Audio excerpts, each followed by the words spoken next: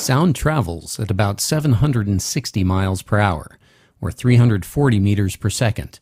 That's about 661 knots on an average day at sea level. And sometimes you can almost see it. Going close to that speed through air can cause some unusual visual effects. What you're looking at here is a NASA image of an SR-71 bending light waves from the pressure differentials it's producing.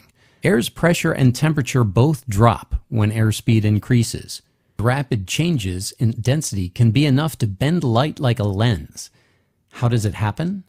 Airspeed increases as it flows over the form of an aircraft pushing its way near Mach 1.